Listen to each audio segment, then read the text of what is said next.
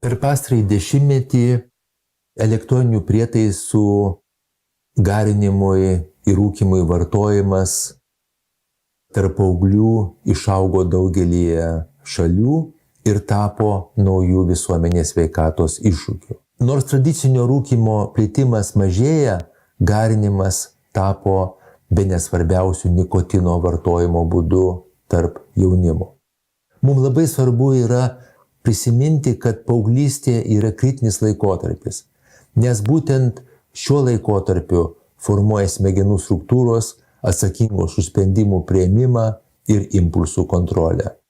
Ir todėl būtent šiuo laikotarpiu ankstyvas nikotino vartojimas didina priklausomybės riziką. Ir nikotinas, aišku, be jokios abejonės negatyviai veikia mūsų ir emocinius, ir kognityvinius procesus smegenyse. Todėl ankstyva intervencija ir prevencija ir mokyklose, ir šeimose, ir visuomeniai yra labai svarbi. Ir verta žinoti, kad šiuo metu įprastos ir tradicinės prevencijos strategijos dažnai yra nepakankamai veiksmingos. Dar kol kas daugelį mokyklų prevencija vis dar remiasi edukacija, informacijos pateikimu tokiu sausu, su gąsdinimais sveikatos pasekmėmis ir draudimais bei bausmėmis. Tyrimai rodo, kad šios strategijos dažnai nekeičia vaikų ir paauglių elgesio, nes ypatingai paauglių sprendimus daug stipriau veikia socialinė aplinka. Jie linkę ignoruoti ilgalaikės sveikatos rizikas, nes jiems tai atrodo labai toli. O moralizuojantis tonas paaugliams dažnai kelia pasipriešinimą. Ir todėl prevencijos programos turėtų jau dabar pereiti nuo informacijos perteikimo prie motyvacijos keisti savo elgesį stiprinimu. Ir šiuo aspektu būtent motyvuojantis pokalbis yra vienas iš perspektyviausių intervencijų dirbant su jaunimu. Šis pokalbis, arba anksčiau buvo vadinamas lietuviškai motyvacinis interviu iš anglų kalbos, yra mokslų pagrįstas metodas, kuris yra skirtas stiprinti žmogaus vidinę motyvaciją, keisti savo elgesį palankia jam linkme. Šis metodas ypatingai tinka paaugliams, nes gerbia jų autonomiją, mažina pasipriešinimą ir skatina savarankiškų sprendimų priėmimą. Motyvuojantis pokalbis padeda paaugliams tyrinėti ambivalenciją, tokius vidinius prieštarimus, mesti ar nemesti, įsivardinti savo pokyčio priežastis ir, aišku, patikėti daugiau, kad pokytis yra įmanomas ir jį vykdyti.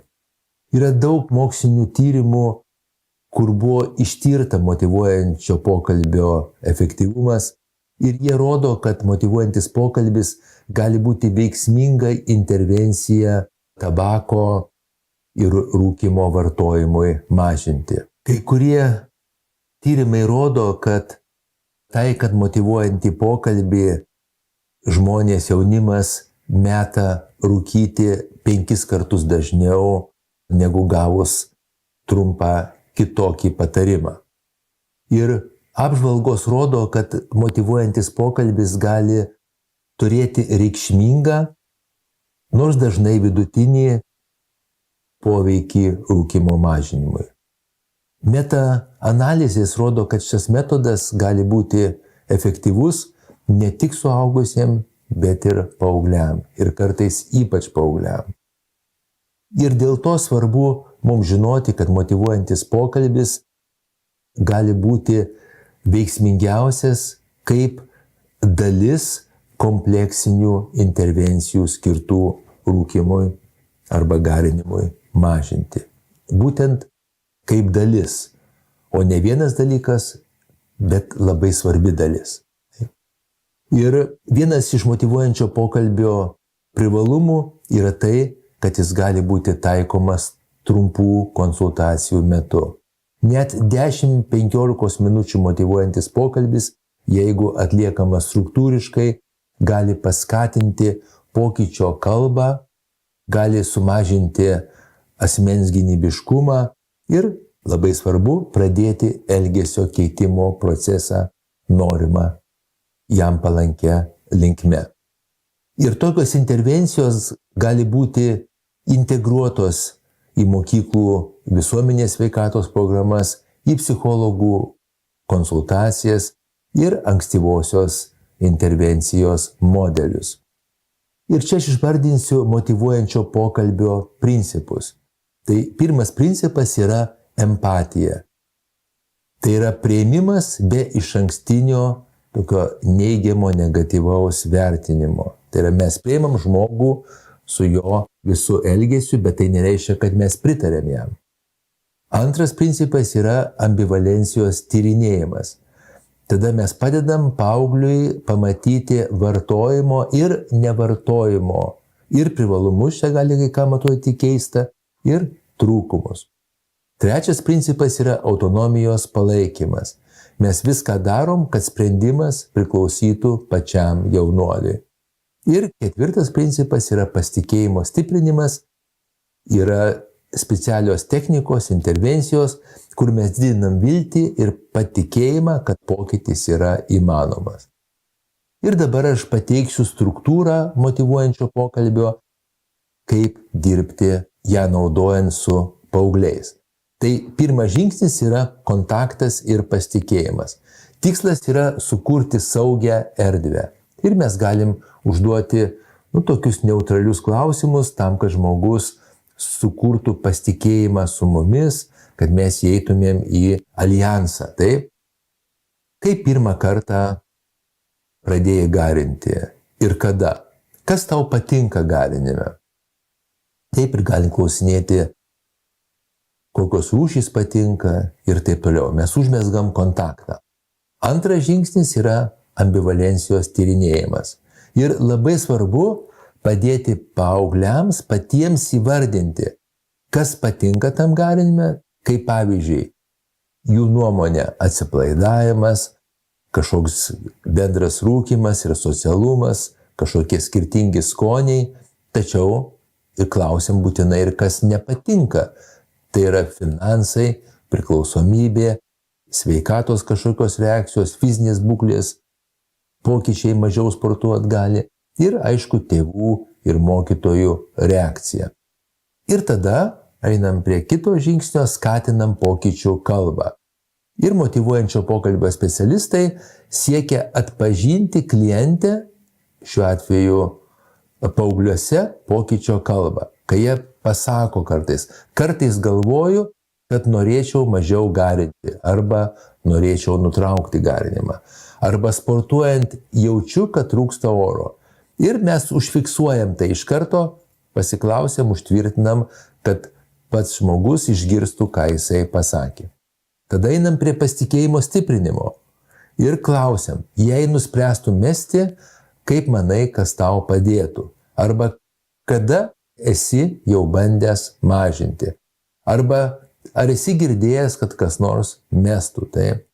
Ir tada perinam prie metimo plano. Pasirenkam datą, identifikuojam trigerius, kurie gali paskatinti atkritį ir juos neutralizuojam, pasiruošiam, kad jų nebūtų. Ir aišku, planuojam alternatyvas, ką mes darysim vietoj to garinimo. Ir labai svarbus principai, jeigu mes dirbam su jaunimu, yra empatijos rodymas, jau mano minimas. Empatija yra vienas iš svarbiausių motyvuojančio pokalbio komponentų ir ji nereiškia, kaip aš ir minėjau jau, kad mes sutinkam su elgesiu. Tai reiškia, kad mes stengiamės suprasti žmogaus patirtį. Ir pavyzdžiui, mes galim sakyti, suprantu, kad garinimas atrodo padeda tau atsipalaiduoti po mokyklų. Ir čia gali būti svarbus žodis atrodo, taip? Tada ieškom prieštaravimų ir atrandam juos. Motyvuojantis pokalbis padeda paaugliui pastebėti skirtumą tarp dabartinio elgesio ir jo paties asmeninių vertybių. Ir pavyzdžiui sakom, sakei, kad tau labai svarbus yra sportas. Kaip garinimas veikia tavo fizinę formą. Mes ne patys sakom, kaip veikia, kad neigiamai ir taip toliau, bet mes klausim, kaip paauglys pats mano.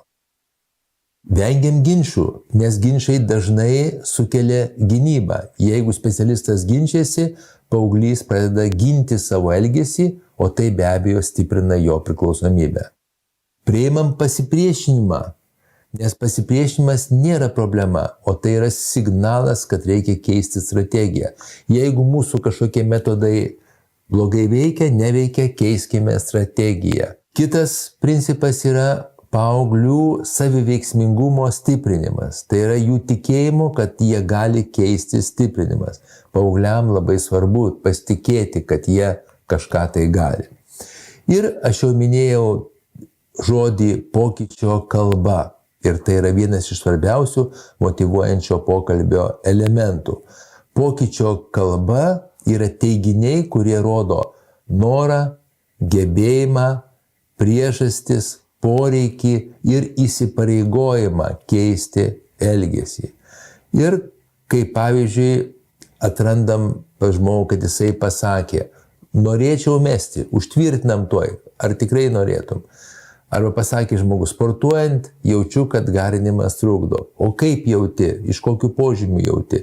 Fiksuojam, įlindam į tą pokyčio sakinį ir išplečiam jį. Taip? Ir aš pateiksiu pokyčio kalbos tipus pagal šiuo metu dažniausiai naudojamą modelį DARN-CAT. Tai yra pirmas žodis D, noras, norėčiau mesti, tada mes siekiam, kad žmogus tai pasakytų, tada eina gebėjimas, manau, galėčiau sumažinti, tada priežastys, noriu sutaupyti pinigų ir poreikis, reikia nustoti. Mes ieškom šitų visų frazių, sakinių ir juos visokiais būdais bandom išplėsti. Ir dar 3 irgi tokie tipai. Tai yra įsipareigojimas. Nuo kitos savaitės mesiu. Mes siekiam arba atrandam pas tą žmogų, arba paskatinam jį tokį įsipareigojimą išsakyti savo pačiam. Tada aktyvacija, pasiruošimas. Esu pasiruošęs mesti. Klausiam, kokie požymiai rodo, kad tu pasiruošęs. Ir žmogus užtvirtina, kad jisai pasiruošęs. Ir aišku, mes skatinam konkrečius žingsnius. Taip, tai užsirašiau į sporto klubą. Taip. Tai irgi gali būti naudinga. Ir dabar pateiksiu motyvuojančio pokalbio komunikacijos technikas. Toks labai žinomas OARS modelis ir susideda iš 4 elementų. Tai pirmas – atviri klausimai. Užduodam atvirus klausimus ir klausom, ką žmogus sako. Taip ir viską validizuojam. Patvirtinam, kad mes girdim, taip, ir nesiginčinam su tuo. Ir klausim, kas tau labiausiai patinka garinime? Arba ką dar mėgsti daryti be garinimo, taip? Žmogus jaučia galimybę, kad jis gali su mumis atsiverti ir kalbėti nuoširdžiai, autentiškai ir tai, aišku, sukuria labai stiprų alijansą su juo. Kitas yra įsivardinam stiprybės. Ir pasigaunam, kai žmogus apie tai šneka ir užtvirtinam. Matau, kad tau svarbu tavo fizinė būsena arba tavo raumenų jėga ir taip toliau. Arba tavo išvaizda, taip. Ir tada dar viena technika yra refleksija arba reflektyvus klausimas, kai mes klausom žmogaus ir kai žmogus pasako kažkokią tai frazę, kažkokį žodį, kuris eina link pokyčio, link keitimo elgesio, mes pakartojam arba perfrazuojam tą mintį. Ir apibendrinam, irgi galim pasakyti, iš tikrųjų šauniai tu išvardinai priežastis, dėl ko tu nori mesti rūkymą arba garinimą, taip? Nes tai labai padeda užtvirtinti žmogaus smegenyse tam apibendrinimui. Motyvacijos skalės taip pat gali būti labai sėkmingai naudojamos ir klausiame, jeigu išmatuotum nuo 1 iki 10, kiek tau svarbu yra mesti garinti. Ir tada, kai žmogus pasako kažkokį skaičių, klausiam, kodėl ne mažiau, taip? Ir tai skatina pokyčių kalbą. Arba klausiam, ką galėtume padaryti, kad tavo motyvacija padidėtų 1 balu. Motyvacijos skalės yra labai svarbus dalykas. Ir, aišku, atkreipiam dėmesį į bendraamžių įtaką. Paauglių elgesį stipriai veikia draugai, stipriai veikia socialiniai tinklai, stipriai veikia grupės normos. Todėl motyvuojančiam pokalbį svarbu tyrinėti ir klausti, kaip tavo draugai reaguotų, jeigu nuspręstum mesti tai. Ir tada, aišku, mes galim irgi per klausimus privesti, pavyzdžiui, jeigu reaguotų taip, ten neigiamai arba teigiamai, o kaip tu galėtum pakeisti savo draugų reakciją ir visą kitą. Mes per Sokrato klausimus, o ne per teigimus bandom pas žmogų inicijuoti pokyčius.